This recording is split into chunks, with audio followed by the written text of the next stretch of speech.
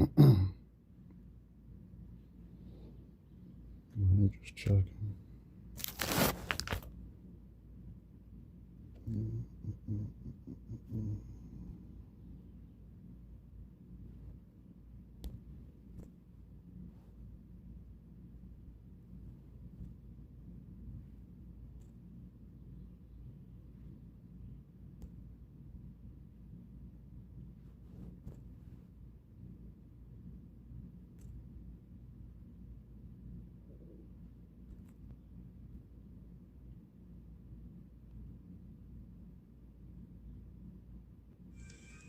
The industrial grade products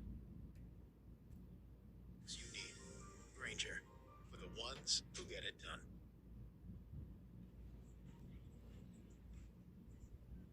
Laura, in the morning there was quite a picture. We saw lines queuing in front of polling stations.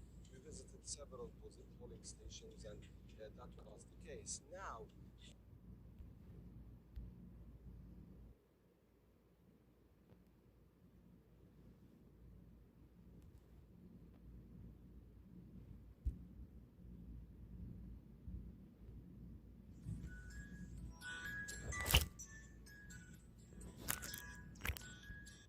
Last March, the Prince George's County Police Department posted this photo on social media celebrating newly sworn-in police officer Sierra Alston's graduation from the police academy. It was part of honoring Women's History Month. A few moments later. A Prince George's County rookie officer facing criminal charges. The rookie cop celebrated by the department last spring in a social media post during Women's History Month was arrested last week after being charged by Washington Metropolitan Airport Authority police with unauthorized use of 3 BMWs stolen from the 6th rental car company at Reagan National Airport. Now, we know from court documents that her charges stem from an investigation into 30 cars stolen from the company's lot. Now, this DEI story is crazy.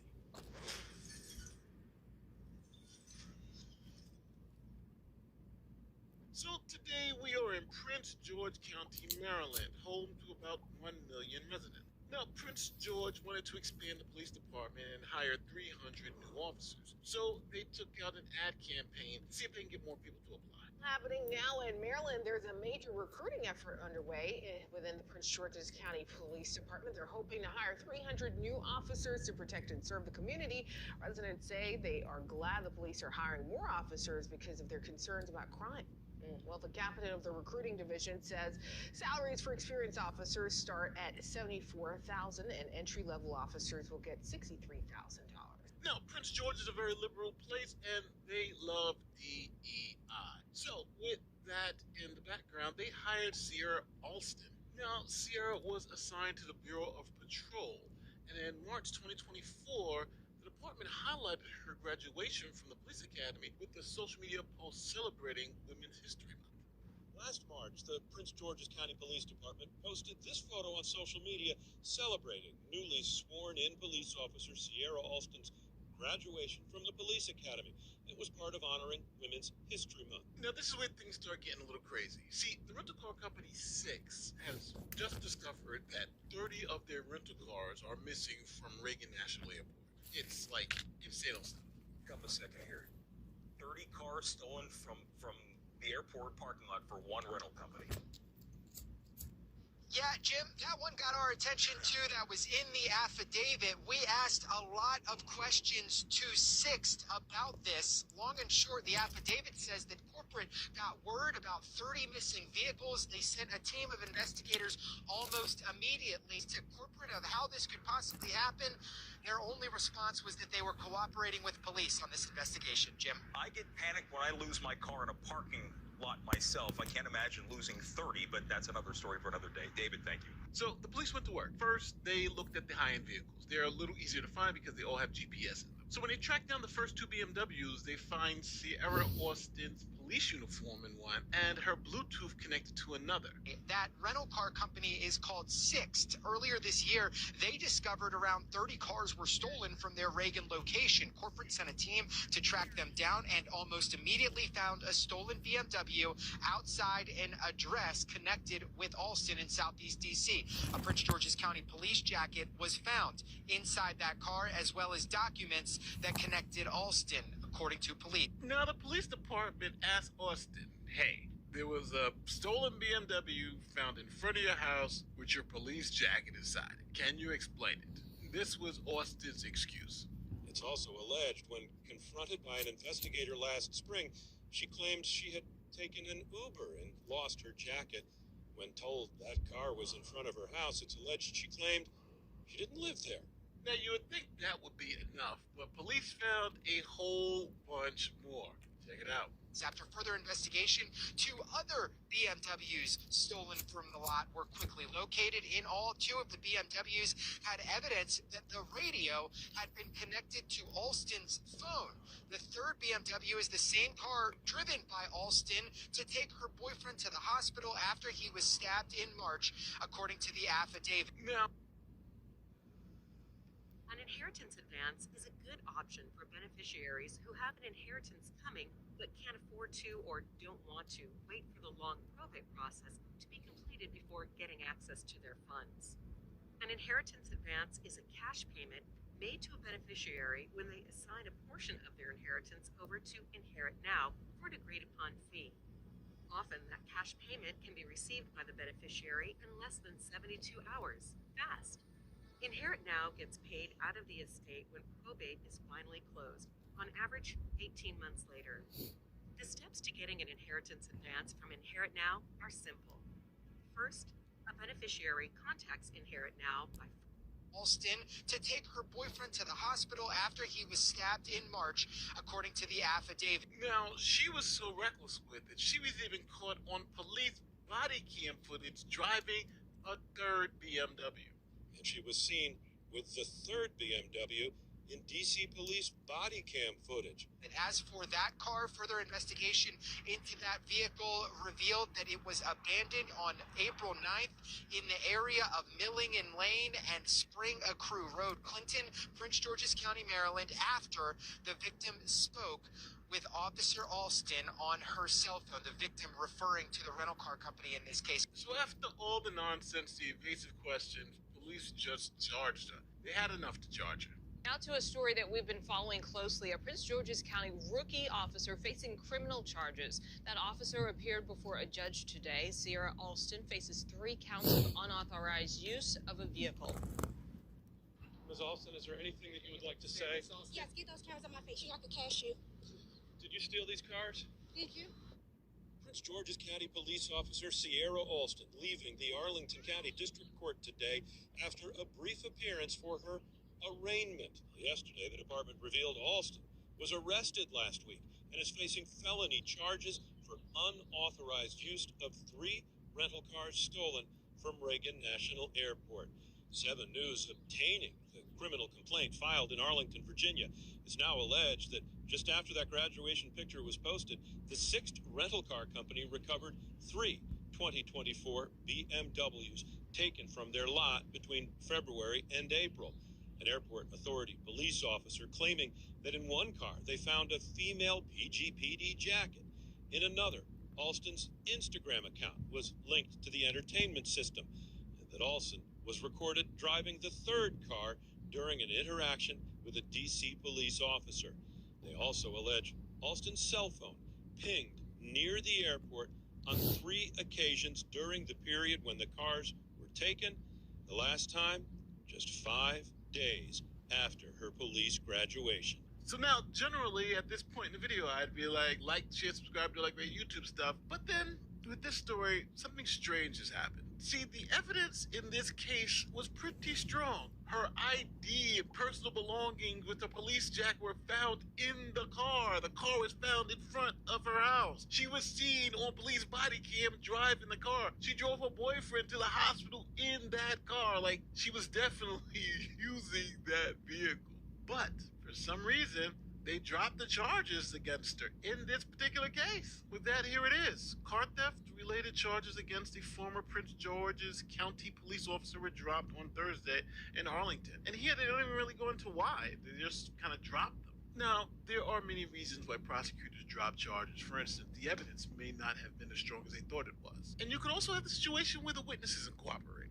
6 could be embarrassed. They did just lose 30 cars in the most moronic way. Their system obviously has some flaw. Or she could be a cooperating witness to a larger scheme. There aren't 30 cars missing, for instance. But I want to make it clear, that's all speculation. As of right now, March 14th, 2025 at 2:29 p.m., she is innocent of all charges because she's not going to be found guilty in a court of law, and these charges have been dismissed. But as a hypothetical, do you think the DA's office could have gotten a conviction for unauthorized use of a vehicle based on the evidence we have in front of us? We got the car company 6 saying that she was unauthorized to use the vehicles when she was using the vehicles. You got her from everything from being in the vehicles on police body cam to her personal items being in the car. So as a hypothetical, do you think they would have had enough to convict her? Let me know in the comment section. But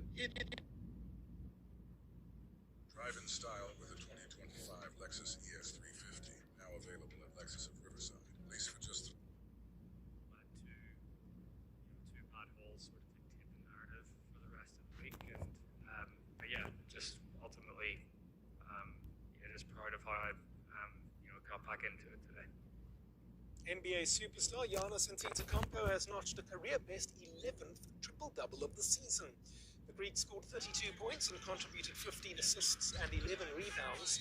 That helped the Milwaukee Bucks beat the Detroit Pistons 125-119, securing the number 5 seed in the Eastern Conference in the process. The Bucks will meet the Indiana Pacers in the first round of the playoffs. It's a rematch of last year's first-round contest. Elsewhere, Nikola Jokic made history, the Serbian having 26 points, 16 rebounds, and 13 assists. That means he will be only the 3rd player to average triple-double for a season. Jokic is also the first center to achieve this feat. And for good measure, he helped the Denver Nuggets beat the Memphis Grizzlies 117-109 as well. Elsewhere, Aaron Wiggins scored 35 points and Isaiah Joe 32 as the Oklahoma City Thunder saw off the Utah Jazz 145-111. It's a 31st win on the road for the season for the Thunder. That places them second only to the Boston Celtics, but it's a 20th defeat in 22 games for the Jazz. In cold and wet conditions, it was the San Francisco Giants who brought the heat in New York against the Yankees. The game was ultimately called at the top of the 6th because of the rain, but that didn't prevent a one-sided 9-1 win for the Giants. Jung-Hoo Lee with this 3-run homer among the highlights. That's 9 wins in 11 now for San Francisco. Carlos Alcaraz has reached the Monte Carlo Masters semi-finals, but he had to work really hard to get there. Alcaraz found himself in a battle against France's Archer Fee. The Frenchman took the first set 6-4. The 21-year-old fought back to take the second 7-5, but trailed 3-1 in the decider before again fighting back. Fee not happy about it at all.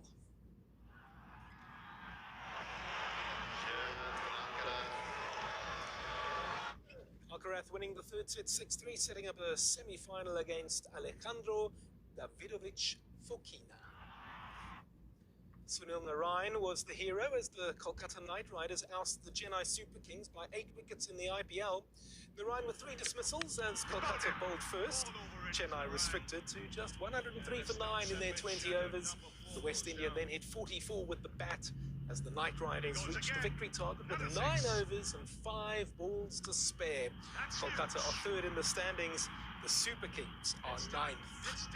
8 wickets. Okay, and that is a wrap from the sports desk, Laura. Peter, fantastic stuff. Thanks very much. And that's it from me, Laura Kyle, for this news hour. We're back in just a moment with more of today's news for you.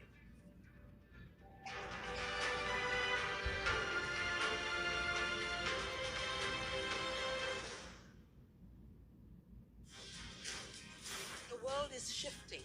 Power, influence, and narrative. The U.S. is increasingly isolated on the international stage. U.S. power is eroding. Divisions deepen. perspectives clash. This is openly genocidal language. Global conflicts rise and diplomacy is tested. What is Putin trying to prove? All right. The threat is from Russia to Ukraine, not Ukraine to Russia. Upfront tackles the big issues, only on Al Jazeera. Legislators voted to ban traditional bullfighting in the Mexican capital. Under the new rules, the bull cannot be stabbed or killed, and its horns must be covered to avoid injuries to bullfighters. Mexico's bullfighting lobby is furious, saying the new regulations will ruin the sport, undo centuries of cultural heritage and tradition, and cost tens of thousands of jobs. There's been no dialogue with the bullfighting community. We are people with rights too, who deserve to be heard. After years of back and forth, this law will settle this matter once and for all, making traditional bullfighting illegal in Mexico City. It was a war that caused unimaginable suffering. This is our personal grief. I'd rather not talk about it. For some, yearning to forget was the way to move forward. They have earned their right to forget, move on with their lives. A personal exploration of the lasting impact of the Vietnam War that is still shaping the lives of modern Vietnamese. Vietnam, 50 years of forgetting on Al Jazeera.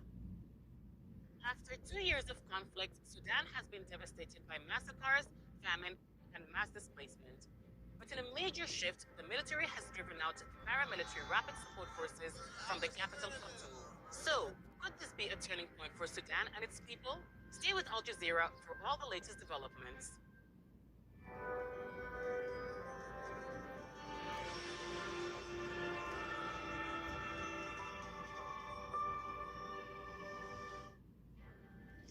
The US and Iran are in talks on the future of Tehran's nuclear program. There are reports Iran wants $2 trillion in foreign investment.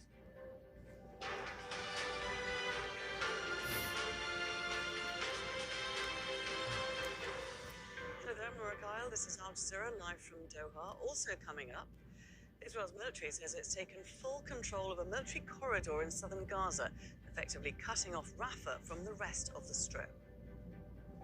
Russia launches a wave of drone strikes on Ukraine whilst Kyiv talks to the US about bolstering its missile defense. And another controversial police shooting in the US. A disabled teenage boy is left in a critical condition.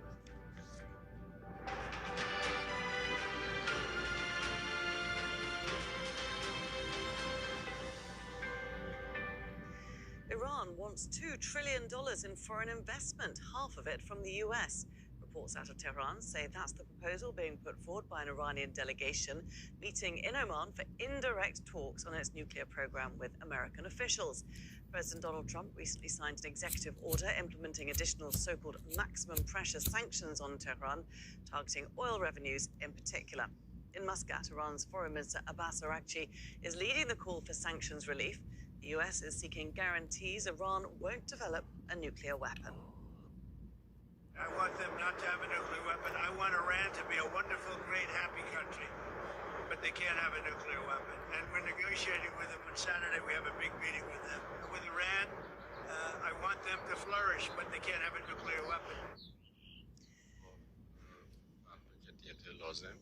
We have participated with the necessary seriousness. Our intention is to reach a fair and honorable agreement based on mutual respect and equality. If the other side approaches with the same mindset, there will be a chance for an initial understanding that could lead to a negotiation path. In this initial meeting, many issues will be clarified, including whether there's sufficient will from both sides. If so, we may then decide on a timeline. But it is still too early to speak about specifics. The talks are indirect in nature and from our perspective are limited solely to the nuclear issue. Fahad Assadi joins us from Tehran. So the Iranian Foreign Minister making it very clear there that these talks are to be limited solely to the nuclear issue. Tell us a little bit more about that. Well, actually, as you mentioned, the Iranian Foreign Minister Abbas Araghchi has said that this round of talks and perhaps the next rounds are going to be focused on the nuclear program, and at the same time, The key point of concern when it comes to objectives of this round of negotiations with respect to the Iranian perspective is to lift the sanctions, and this is something that we heard very recently from Iranian spokesperson for the Ministry of Foreign Affairs, Ismail Baghai, who said that the key objective is to deal with lifting of the sanctions while Iran tries to deal with the nuclear issue in return. This is what we have so far based on the statements that we hear, but at the same time, we know that all in all, in this context, this is a critically important step that has been taken. Of course, the reports are coming that it's considered as an initial step, potentially paving the way for next round of talks, but everything would be dependent on whether or not at this current round of talks, which has started about approximately 2 hours ago, to a tangible outcome or not. We know that they have exchanged positions. Iranian spokesperson said that Iran has just conveyed its red lines and positions to the Omani foreign minister during a meeting between Iranian foreign minister and his Omani counterpart, which is supposed to be delivered to the Americans. So what we hear from Iranian side is that the ball is going to be in the court of the United States, whether they decide to behave in a way that negotiations could be continued. One last point, if I may, is the report that just published by Tasnim News Agency, citing one of the members of the negotiating team, assessing the current atmosphere of the talks to be positive. And what are people there feeling about these talks as they hear news about them underway? Well, yesterday and also today, I had a chance to talk to different people across the city, and it seems that all in all, there is a sort of mixture of hope and concern simultaneously. People are hopeful that with these round of talks, there would be a possibility for easing the economically complicated situation that impacts the daily lives of ordinary citizens, which is partly caused by the huge amount of sanctions imposed by Washington against Iran. This is one point. And the second point is that, currently speaking, there is this negative feeling pertaining to the shadow of the war, particularly after President Trump coming to the office again, when he started to direct more and more military threats against Iran. And under this circumstance, Iranians are hopeful that if this round of negotiations are successful, if a deal is within reach, the result would be this shadow of war driven out, and they are not interested in seeing their country dragging into any kind of confrontation with the United States. We are a country that believes in negotiation and dialogue, but the US has a history of reneging on its promises, especially during the previous JCPOA period. Still, if there is mutual understanding and seriousness, and if America fulfills its promises, then hopefully we can succeed in these negotiations. If the US were to attack our country, regardless of any internal disagreements we may have, our people would stand united with all their strength. I doubt the US will uphold its commitments. It still has the stubbornness it always had. While the negotiations are ongoing, there is this air of mistrust clearly among Iranian public and elites. And if I speak to people, I received this statement from almost all of them, that due to this clear air of mistrust, it's going to be hard to trust in the United States, specifically when it comes to the background in which the United States, under Trump administration, decided to unilaterally withdraw from Iran's nuclear deal signed and sealed back in 2015. That adds a further layer of complexity to the talks.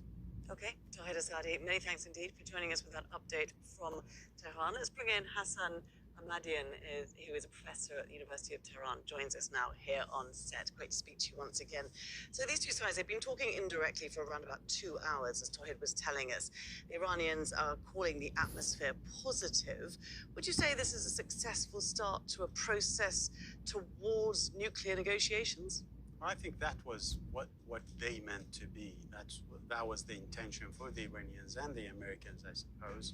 Both parties have moved from threats of war, threats of retaliation, to a indirect or direct negotiations, as both parties are claiming different claims. But what matters is that they have convened, indirectly or directly. Those are tactics or theatrics, basically. But the main thing is the, exchanging views in Oman with the aim of resolving this issue diplomatically. So diplomacy is taking the lead now, and this is positive because we're moving away from non-diplomatic approaches and saber-rattling into a different approach. That's why I think the atmosphere is positive, yet concerns remain, as the report has suggested, to where these negotiations can lead is remain to be seen. Very interesting that the Iranian Foreign Minister brought to the table a request for $2 trillion in foreign investment, half of that to come directly from the US. What does that tell you? He basically inked that into an article in Washington Post 2 days ago, and he suggested that the Iranian market needs investment. We need investment. We are open to have US investments in Iran. This is, I think, to my understanding, is to incentivize the United States, the Trump administration, to move ahead with its commitments to be moving forward, because its secondary sanctions have proven very effective in stopping non-American and also American companies from moving into the Iranian market back in 2015 after the JCPOA was signed. So they are eyeing not only the lifting of multilateral sanctions, but also the secondary sanctions of the United States. And the way to go is to incentivize the United States that you have a piece of the cake, a big piece of the cake, and there is a common interest in that. That JCPOA, that took years to negotiate and to reach a deal. Trump. Innovative new mattresses are coming out all the time. And you'll find all the latest trends at Sit and Sleep. Pressure, under some sort of time pressure. The Iranians want to see their sanctions lifted. The Americans want to see a cap on Iranian nuclear program, and they both want it faster rather than later. I mean, for the Iranian current administration, lifting of sanctions and the betterment of the economy is front and center for their agenda. For Trump, solving this matter short of war or direct conflict is welcome news. So I think both are incentivized to move ahead. I mean, negotiations can take a long period of time. The difference between now and the previous negotiations that took years is that we have that blueprint, we have that experience. So the main issues have been solved once before, and you can build on that. That's why it can move faster. But one should be cautious as to assume that in 1, 2, or weeks or months they can basically get to a deal. Maybe the process would take longer than that. Okay, great to speak to you, Hassan Ahmadian. Many thanks for joining us.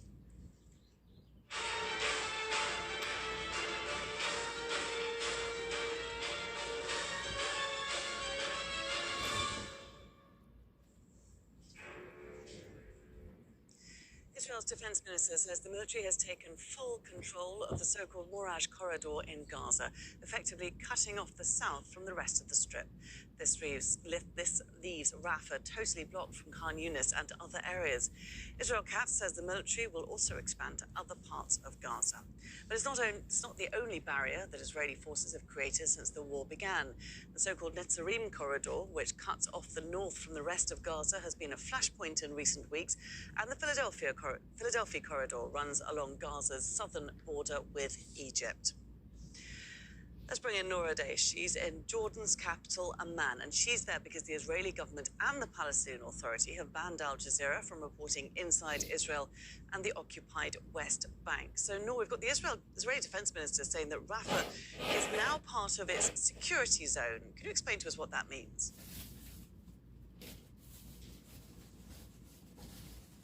Well, it means that about 250,000 Palestinians that called Rafah home can no longer have access to it. Strategically speaking, Laura, what it also means is that the two main crossings connecting the Gaza Strip to the world, the Kerem Abu Salem or Kerem Shalom crossing for commercial goods and humanitarian assistance, and the Rafah border with Egypt allowing people to leave or enter the enclave, those are now off limits. They're beyond Palestinian Palestinians reach, and that tightens the siege even more. It also means that Palestinians, 2.1 million of them, are now squeezed in about a third of the Gaza Strip. Rafah alone is 25%, and add to that the other so-called security zones, the forced evacuation and displacement orders that have been issued, and the UN estimates about 66% of Gaza is already off limits. Now, why is all of that happening? Well, the Minister of Defense in Israel already told us why. Because part of the objective of this resumption of the war, of breaking the ceasefire, Laura, has been to apply pressure on the civilian population. The defense minister said as much on the 18th when he basically gave the population an ultimatum to topple Hamas, to deliver the Israeli captives, and he said that would be the only way to end the war. He repeated that ultimatum once again, knowing full well, of course, that it is not realistic. Okay, Nora Day joining us there with the very latest from Amman. Many thanks, Nora. Israeli artillery and aircraft are destroying more areas across the Gaza Strip. At least 5 Palestinians have been killed in strikes on Saturday. In the north, an Israeli overnight attack targeted Jabalia, killing at least 1 Palestinian. Many others were injured. 2 people were also killed in a strike on Shujaya in Gaza City. The UN Agency for Palestinian Refugees says 400,000 people have been displaced in the 3.5 weeks since Israel broke the ceasefire. During the first 15 months of war, Israel forcibly displaced 1.9 million people. That's around 90% of Gaza's population. The lack of shelters and humanitarian aid has only worsened the situation. Well, for more than 40 days now, Israel has allowed no aid into Gaza, and medical supplies are running out.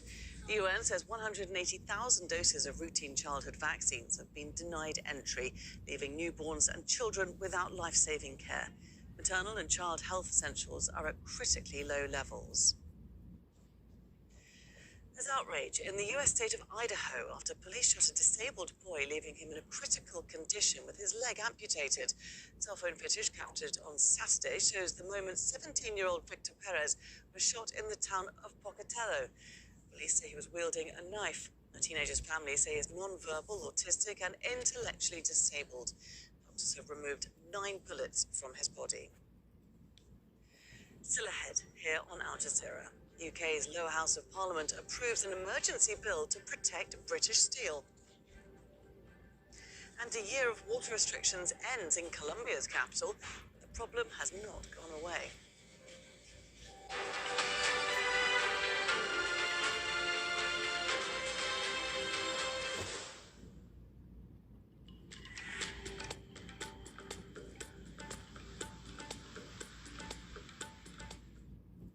It's a hot and windy picture across northwest India and Pakistan. Let me show you, these winds are coming right across the Thar Desert. That's spinning up this sand and dust. It's also giving us some storms around New Delhi as well, but a much calmer picture on Sunday. And we're dialing up the heat once again for Sindh province in Pakistan. Nuabsha, I think pretty much all next week, your temperature will lock into 46 degrees. That's just a couple degrees shy of the record for April.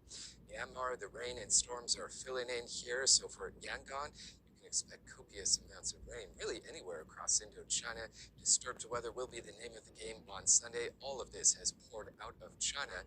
And now that it's come and gone from China, it's a much calmer picture here. Temperatures are coming up, but if you're north of the Yellow River Valley, we've been dealing with a windstorm here. So I take you to Zhangjiakou, and the winds here wound up to about 90 kilometers per hour. You had a lot of stuff flying around, tough to see much of what was going on in front of you. Those winds still with us on Sunday, gusts of 90 kilometers per hour, and it's cold enough for snow through North Korea and Pyongyang. We could see 5 to 10 centimeters of snow, and we're going to get struck with some thunderstorms in Jakarta on Sunday. See you later.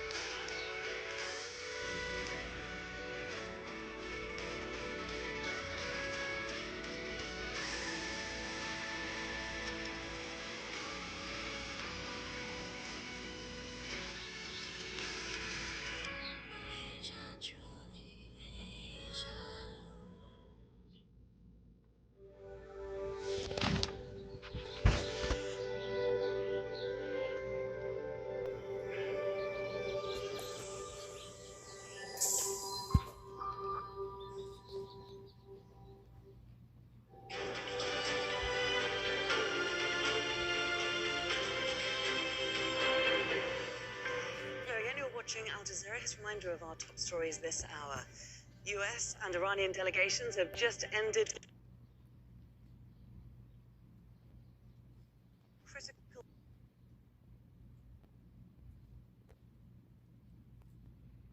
indirect talks in Oman,